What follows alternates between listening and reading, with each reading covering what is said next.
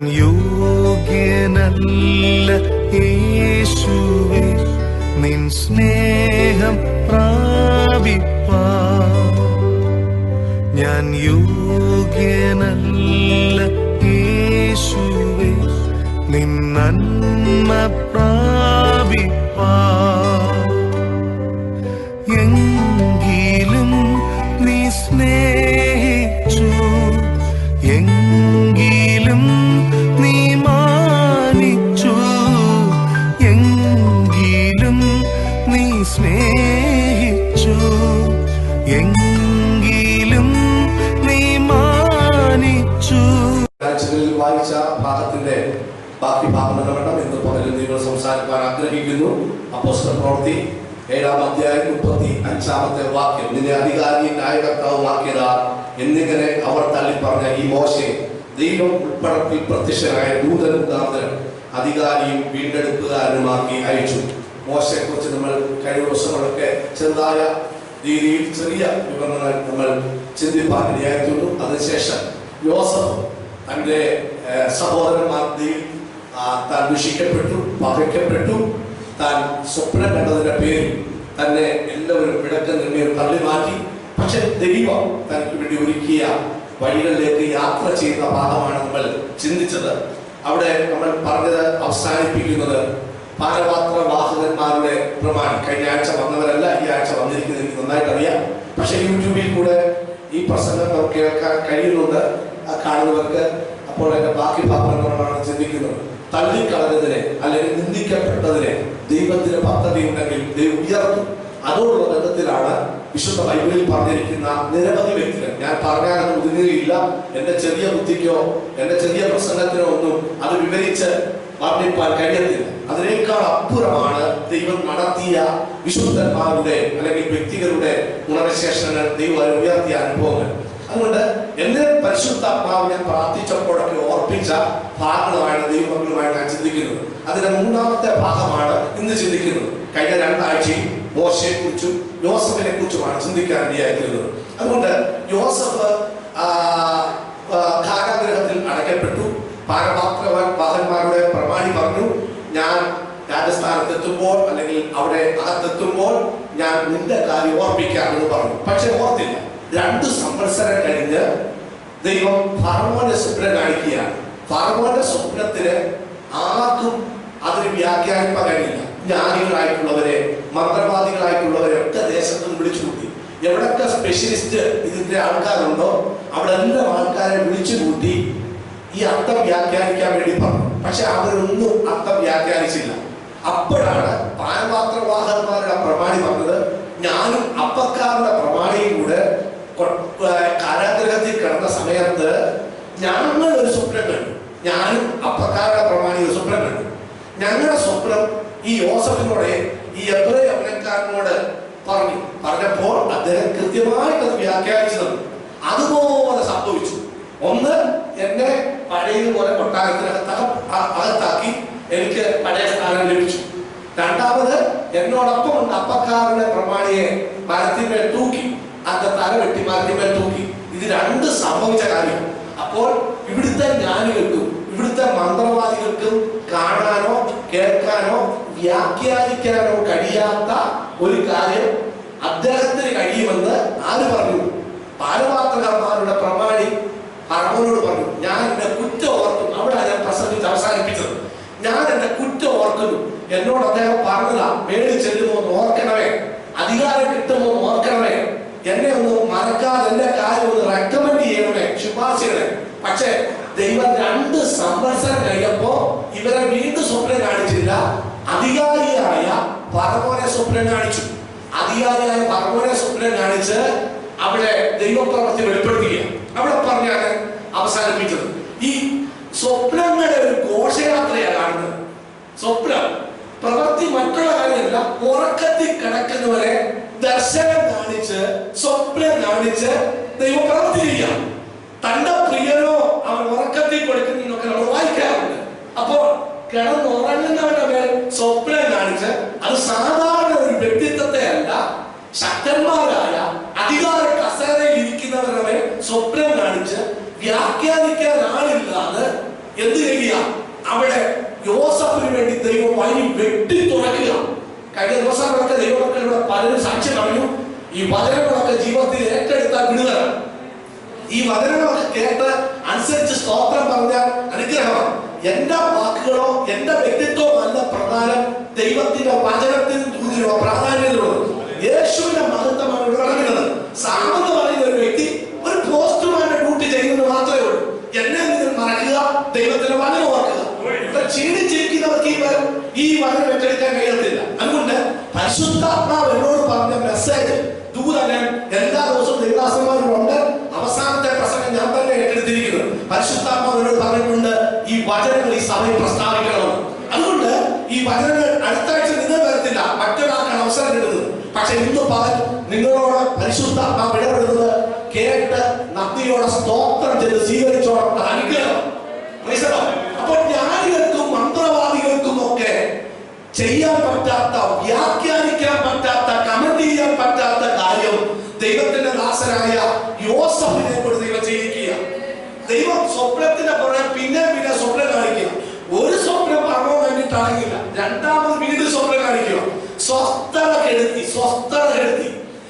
കെടുത്തിയപ്പോ ഇത് കണ്ടു.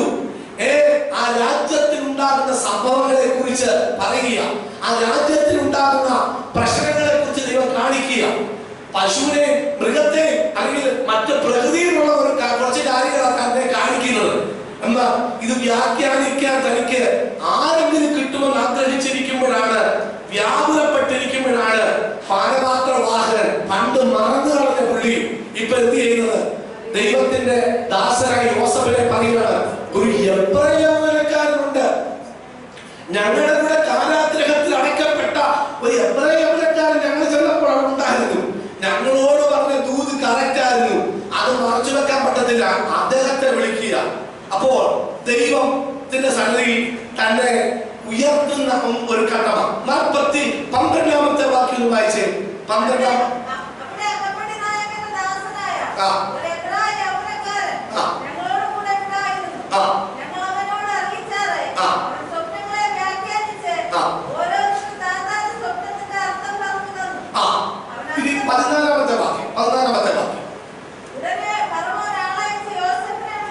ഈ കാര്യം പറഞ്ഞ ഉടനെ ഫറവോൻ ഉടനെ ആളയച്ച് ആരെ വരുത്തി?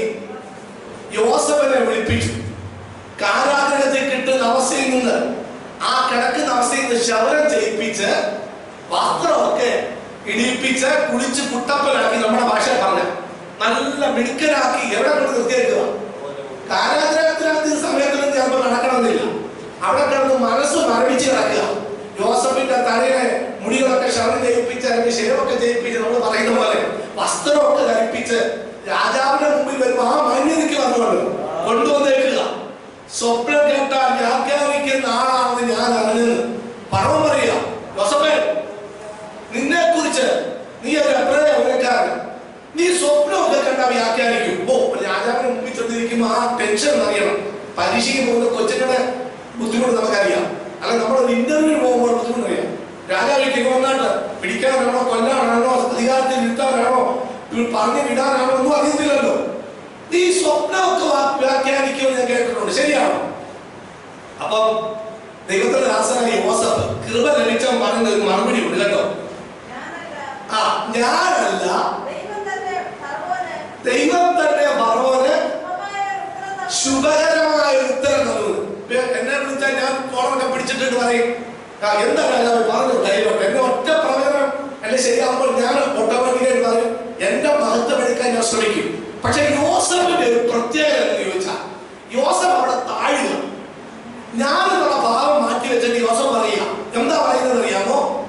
ഞാനല്ല, ദൈവം തന്നെ ശുഭകരമായ ഉത്തരം അങ്ങേക്ക് നൽകും.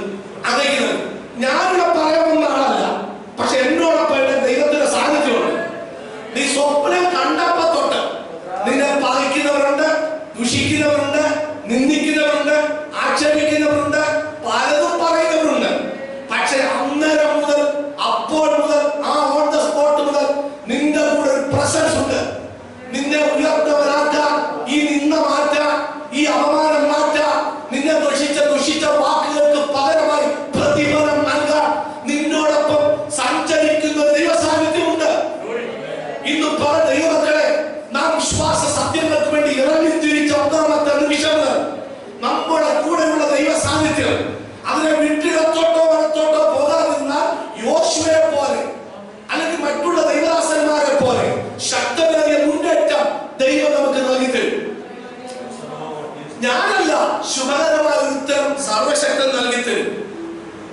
അപ്പൊ ശുഭകരമായ ഒരു ഉത്തരം കേൾക്കാൻ വേണ്ടി ഇരിക്കുക.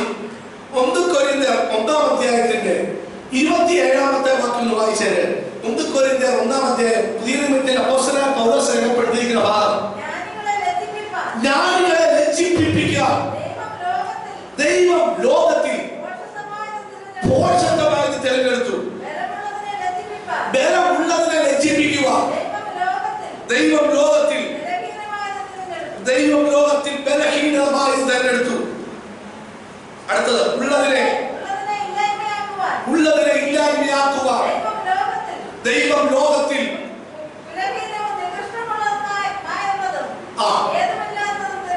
ഉലഹീനവും നികൃഷ്ടവുമായതും ഏതുമില്ലാത്തതും തെരഞ്ഞെടുത്തു. ദൈവസന്നിധിയിൽ ഒരു ജനവും പ്രശംസിക്കാതിരിക്കേണ്ടതിന് ഇന്ന് പറയട്ടെ, ബലമുള്ളതിനെ ലജ്ജിപ്പിക്കുക.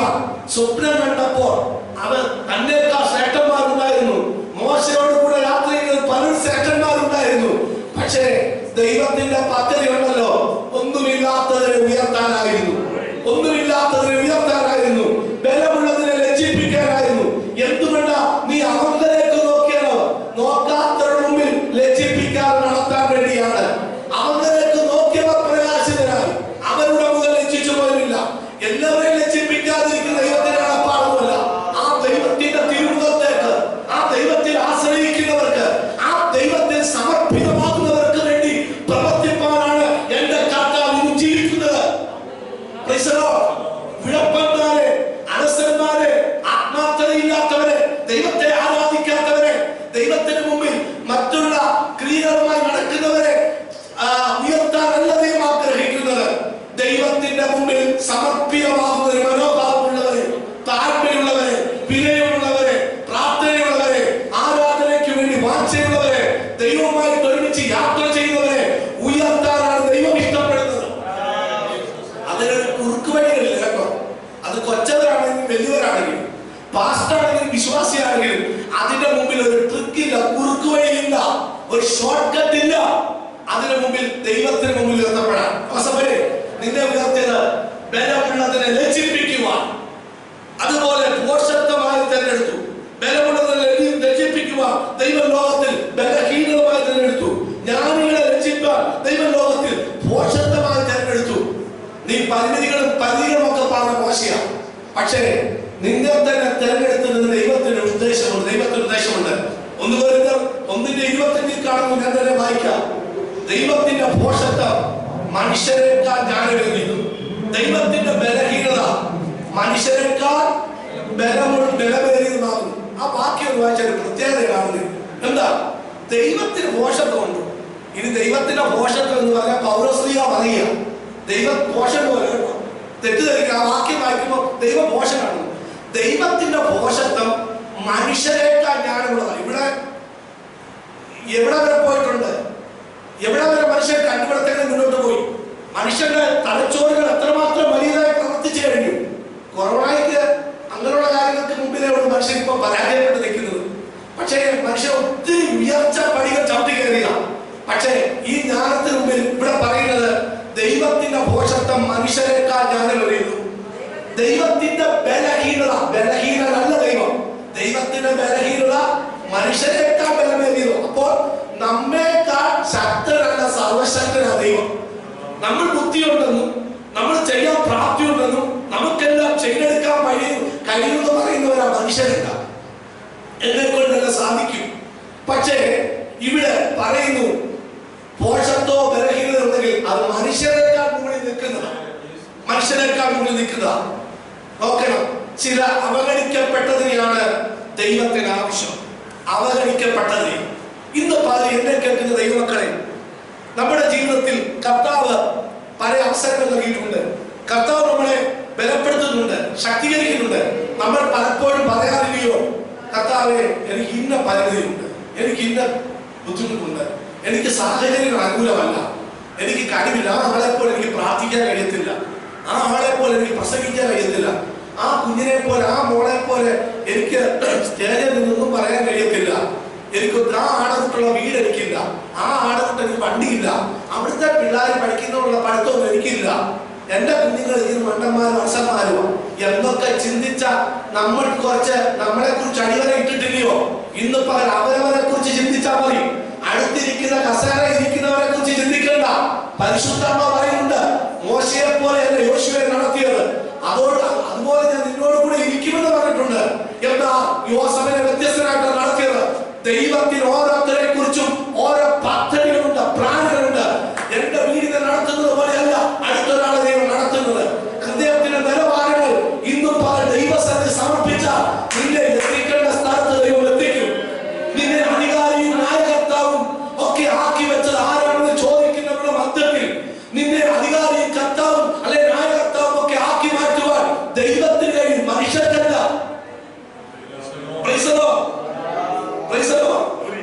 ഉൽപ്പത്തി 37 വാക്യം വായിച്ച് യോസേഫിന്റെ ഒന്ന് രണ്ട് കാര്യം പറഞ്ഞ് മുമ്പോട്ട് പറഞ്ഞ് നിർത്താൻ ആഗ്രഹിക്കുന്നു.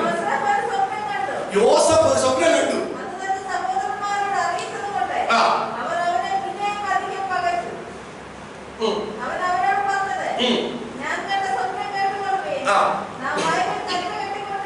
മതി, നമുക്ക് ആ ഭാവം അറിയാം. യോസേഫ് ഒരു സ്വപ്നം കണ്ടു. ഇവിടെ മൊത്തം ഈ ദിവസത്തെ സ്വപ്നമാണ്.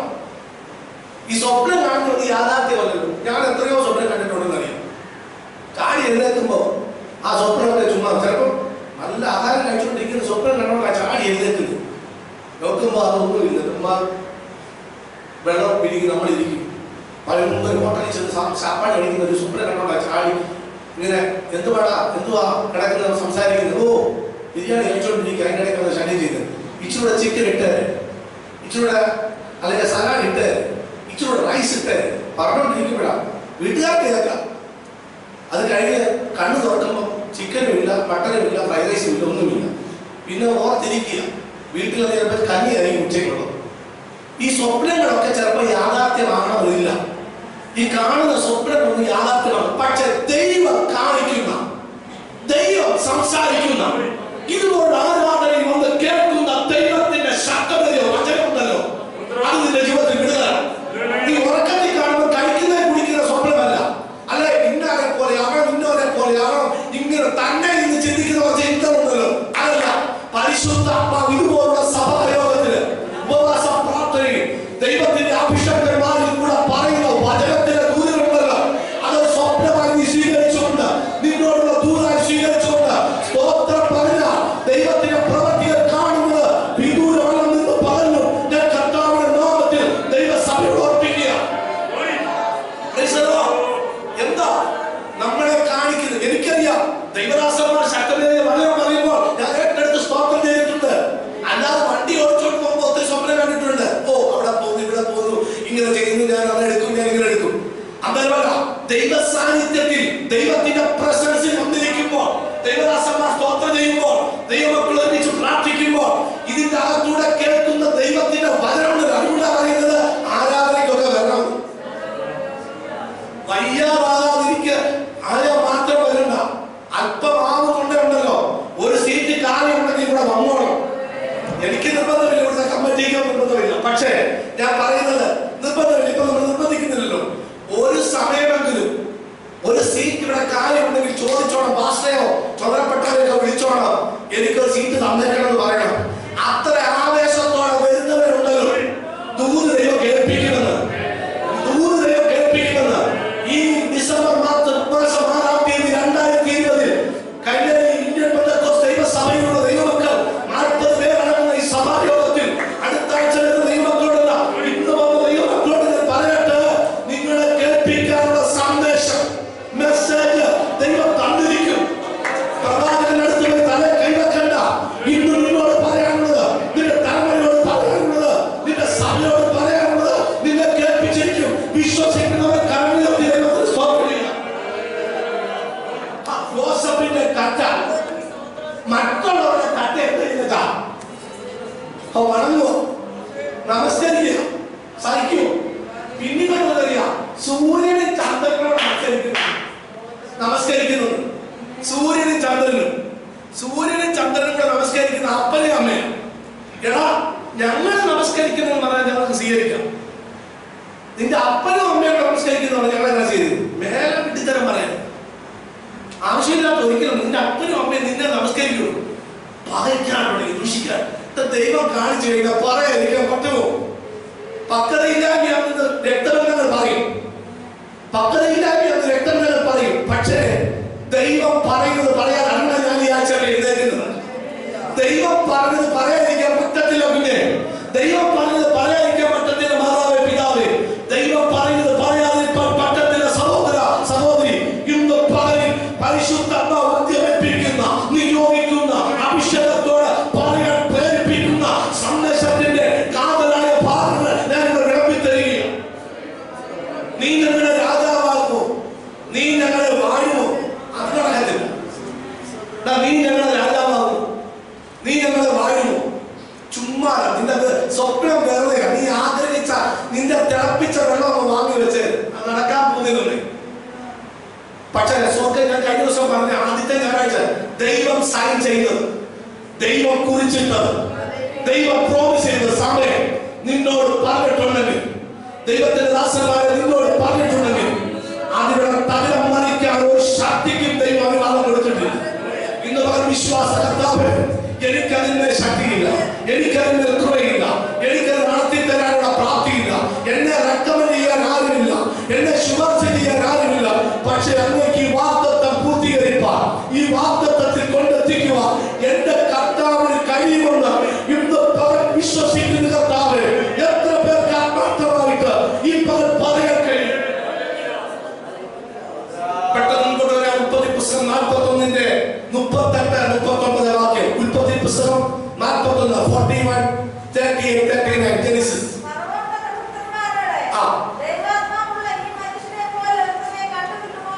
ഓ, ദൈവാത്മാവുള്ള ഒരു മനുഷ്യനെ കണ്ടിട്ട് എവിടെ കൊണ്ടെത്തിച്ചു? ഒറ്റ സ്വപ്നമാണ്, 2 സ്വപ്നം കണ്ടതാ. ഈ സ്വപ്നത്തിന്റെ ഭാഗമായിട്ട് കൊട്ടാരത്തിൽ ചെന്നു, നല്ല കുട്ടപ്പനായിട്ട് കുട്ടപ്പനായിട്ട് അവിടെ ചെന്നു. അവരെന്ന് പറയുക, പറവോൻ പറയുക, ദൈവാത്മാവുണ്ട്. അദ്ദേഹത്തിന് എന്താ ദൈവാത്മാവ് അറിയാതാണ്? ഓ, ശകലവാദികളെയും മന്ത്രവാദികളെയും ജ്ഞാനികളൊക്കെ വിളിച്ച് പരാജയപ്പെടുകൂടി. ദേശത്തുള്ള സകല കുടുക്കന്മാരെ വിളിച്ചു, അവരെല്ലാം പരാജയപ്പെട്ട് സുവിട്ടു പോയി.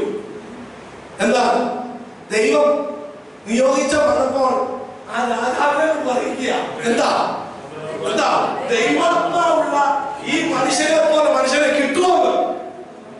ഓ, 40-ാമത്തെ വാക്യം വായിച്ചേ. 40.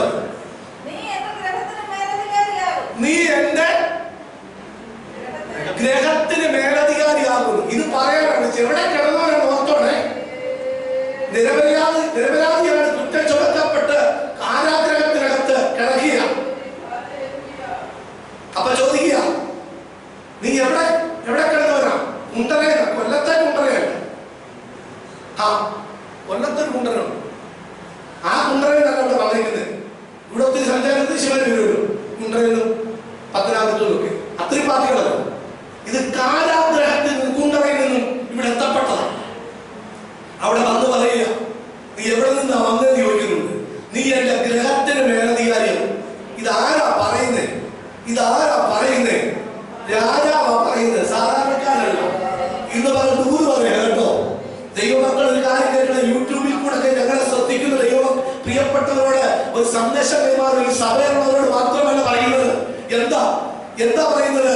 നീ എന്റെ ഗ്രഹത്തിന് മേലധികാരിയാവും. അടുത്ത വാക്യങ്ങളിൽ കാണുന്നുണ്ട്, സിംഹാസനം കൊണ്ട് മാത്രം ഞാൻ നിന്നേക്കാൾ വലിയനാണ്. ഇവിടെ വലിയ പുള്ളികളൊക്കെ ഉണ്ടായിരുന്നു. പക്ഷേ നീ എന്റെ സ്വപ്നം വ്യാഖ്യാനിച്ചത് കൊണ്ട്, ആർക്കും വ്യാഖ്യാനിക്കാൻ പറ്റാത്ത നീ വ്യാഖ്യാനിച്ചത് കൊണ്ട്, മന്ത്രവാദികൾക്കും ജ്ഞാനികൾക്കും ഒന്നും കിട്ടാത്ത ദർശനം നിനക്കുള്ളത് കൊണ്ട് നിന്നെ ഞാൻ മാനിക്കാൻ പോകുകയാണ്. ദേശത്ത് മന്ത്രവാദികളുണ്ട്, ശയവാദികളുണ്ട്, ആഭിചാരകന്മാരുണ്ട്, കൂടോത്രം ചെയ്യുന്നവരുണ്ട്, ദേശത്തിന്റെ അധിപതികളുണ്ട്. പക്ഷെ അവർക്ക് കിട്ടാത്ത ദർശനം ദൈവം നിനക്ക് നൽകിയിട്ടുണ്ട്. അവർക്ക് ലഭിക്കാത്ത ദർശനം നിന്റെ കുടുംബത്തിന്റെ ദൈവം നൽകിയിട്ടുണ്ട്. ഇന്ന് വിശ്വസിക്കാൻ കഴിയുന്നുണ്ടോ? അവർക്കാർക്കും വെളിപ്പെടുത്തി കിട്ടാത്ത ദൈവവചനത്തിന്റെ ആഴമേറിയ സത്യം നിനക്ക് ദൈവം നൽകിയിട്ടുണ്ട്. നീ അതിന് ഇന്ന് ബലപ്പെട്ടു പോകണം വീട്ടിലോട്ട്. ദർശനമില്ലാത്ത മന്ത്രവാദികളും ജ്ഞാനികളും ഒക്കെ ഉള്ളപ്പോ, യോസഫേ, നിന്നെ ദൈവം അയച്ചത് ദർശനത്തോടു കൂടിയാ. അവർക്കില്ലാത്തൊരു പദവി തരാനാ ദൈവം നിന്നെ വിളിച്ചത്. അവർക്ക്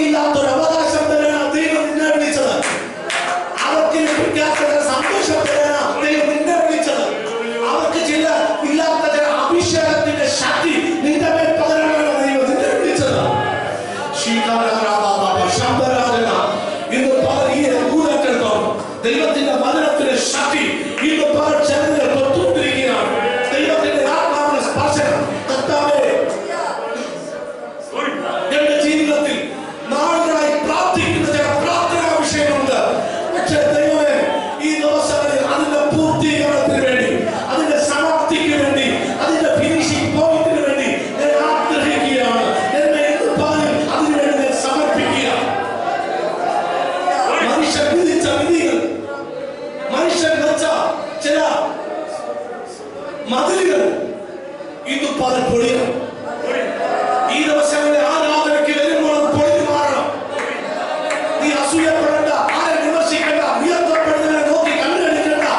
ഇന്ന് പകൽ എന്റെ പിതാവ് എന്റെ മേൽ തന്നിരിക്കുന്ന വാഗ്ദത്തം, എന്റെ മേൽ തന്നിരിക്കുന്ന അഭിഷേകം, എന്റെ മേൽ തന്നിരിക്കുന്ന അധികാരം, അത് ശക്തമായി മുന്നേറുവാൻ എന്നെ പ്രാപ്തനാക്കണമേ. ഇന്ന് പകൽ യേശുവിന്റെ നാമത്തിൽ പ്രാർത്ഥിച്ചു കൊള്ളുകയാണ്.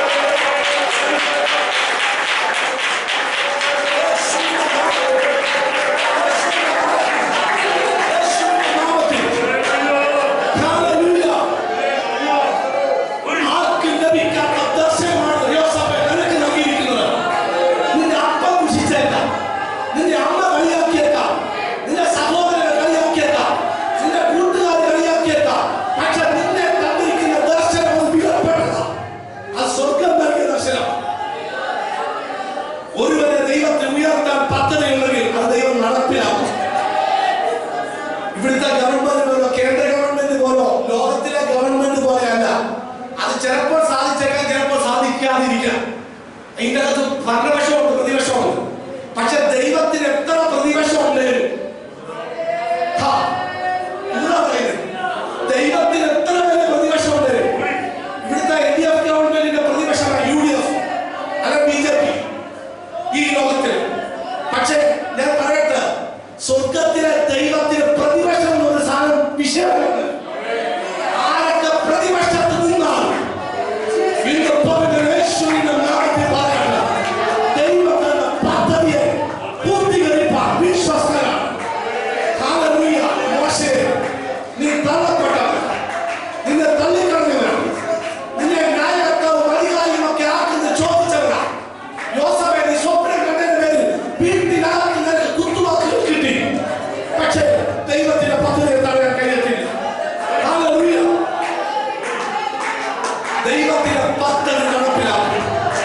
ഇന്ത്യൻ പെന്തക്കോസ്ത് ദൈവസഭ കടമനിട്ട എവരെസ്റ്റ് സഭയ്ക്കകത്ത് ദൈവത്തിന്റെ പദ്ധതികൾ നടപ്പിലാക്കുന്നത് ഇടനാകട്ടെ. 2020 വിട്ട് കടന്നുപോയി. കൊറോണ 8 മാസം മുൻപോയി. പക്ഷെ അത് ക്ഷീണിച്ചിരിക്കരുത്. കർത്താവ് എന്നെ കുറിച്ച്, എന്റെ കുടുംബത്തെ കുറിച്ച്, എന്റെ കുഞ്ഞുങ്ങളെ കുറിച്ച്, എന്റെ സഭയെ കുറിച്ച്, എന്റെ ദൈവദാസന്മാരെ കുറിച്ച് ദൈവത്തിനുള്ള പദ്ധതികൾ നിറവേറുക. ഇന്ന് പകൽ ദൈവത്തെ സമർപ്പിക്കുന്നു, പ്രാർത്ഥിക്കാൻ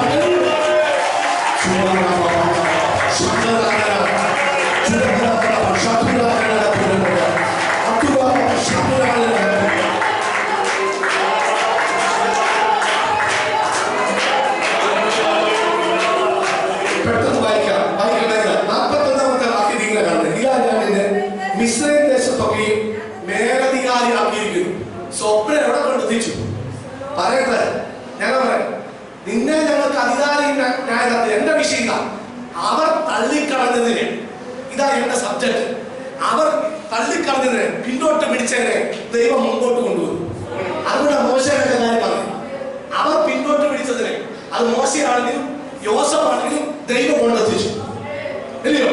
ഇതാ ആര് പറയുക, ഇതാ ഞാൻ നിന്നെ മിസ്രയീം ദേശത്തൊക്കെയും അതോറിറ്റി തന്നിരിക്കുക, അധികാരം തന്നിരിക്കുക. ഒരു രാജാവ് ഇന്ന് പകൽ ഏറ്റെടുത്തോണ്ട് കേട്ടോ, ദൈവം ചേർത്ത് ചെയ്യാൻ പോകുക. വീട്ടിനകത്ത് അഭിപ്രായ വ്യത്യാസങ്ങളുണ്ടെങ്കിൽ, വിള്ളലുകളുണ്ടെങ്കിൽ, ഒരു നന്മയ്ക്കെതിരായി പോരാടുന്ന പോരാട്ടമുണ്ടെങ്കിൽ, ഇത് യേശുവിന്റെ നാമത്തിൽ ആ കെട്ടുകളെ പൊട്ടിക്കണം, അതിനെ അറുത്തു മാറ്റണം. നിങ്ങൾ അഭിഷേകത്തോട് പ്രാർത്ഥിച്ചാൽ മതി. വീട്ടിനകത്ത് നടന്നോളുമെന്ന്, വിദേശത്ത് നടന്നോളുമെന്ന്, നിങ്ങളുടെ പ്രതിസന്ധിയുടെ വിഷയത്തിനകത്ത് നടന്നോളുമെന്ന് ഇന്ന് പോലെ ദൈവദാസങ്ങളുടെ അഭിഷേകത്തോട് ഞാൻ വിളിച്ചു പറയുക. 42-43 ചരിത്രം പഠിച്ചാൽ നമുക്കറിയാം. മുദ്രമോതിരം കൽപ്പിച്ചു. പറയാ, സിംഹാസനത്തിൽ മാത്രം ഞാൻ നിന്നെക്കാട്ടി വരുന്നവനാ, നീ രണ്ടാം സ്ഥാനക്കാരൻ. ദൈവം ഉയർത്തിയ ഉയർച്ച, ഓ അത് പൊക്കിക്കൊണ്ട് പോയി. പണ്ടൊരു ദേവദാസം പറഞ്ഞു, ഫുട്ബോളിനകത്ത് കാറ്റടിച്ച് വെച്ചേക്കും നിറച്ച്, ഈ ചളിയ കാറ്റുണ്ടെങ്കിൽ അത് അടക്കണം നിൽക്കുന്നത്. നല്ല ബോളിനകത്ത് തിക്കായിട്ട് അടിച്ചു വെച്ചിട്ടുണ്ട്, അടിച്ചാൽ എതിരിയാകും, നമുക്ക് ആർക്കും പിടിക്കാൻ പറ്റുന്നില്ല. ഇപ്പൊ ഫുട്ബോൾ ടൂർണമെന്റ് നടക്കില്ലേ, പായും ഇതിനകത്തെ കാറ്റിന്റെ ഏറിന്റെ ശക്തി കൊണ്ട് അടിച്ചു കഴിഞ്ഞാൽ പായും. കാറ്റില്ലെങ്കിൽ അവിടെ കഴിയും. അകത്തൊരു പവർ ഉണ്ടെങ്കിൽ ഉണ്ടല്ലോ, അകത്തൊരു പവർ ഉണ്ടെങ്കിൽ, അകത്തൊരു അഭിഷേകം ഉണ്ടെങ്കിൽ, അകത്തൊരു ശക്തി ഉണ്ടെങ്കിൽ, അകത്തൊരു ജീവാവസ്ഥ മാറിയിട്ടുണ്ടെങ്കിൽ, അതിന്റെ ദൈവത്തിന്റെ ശക്തി നിന്നെ ഉയർത്തേക്ക് കൊണ്ടുപോകും. നീ പോകണ്ട, നിന്നെ ആരും റെക്കമെൻഡ് ചെയ്യണ്ട, നിന്നെ കൊണ്ടെത്തിക്കേണ്ടത് ദൈവം. ഒരു ഭാഗത്ത് ഞാൻ പറഞ്ഞു നിർത്തുന്നു, എനിക്കറിയാം സമയം പോയത്. 1 ശമൂവേൽ പുസ്തകം 17-28 വാക്യം. ആ ഒരാളെ കൂടെ പറഞ്ഞു, അടുത്ത ആഴ്ച ആ ഭാഗവുമായി ബന്ധപ്പെട്ട് അടുത്ത ആഴ്ച സമയം ഉണ്ടെങ്കിൽ സംസാരിക്കും. 1 ശമൂവേൽ 17-28 വാക്യം.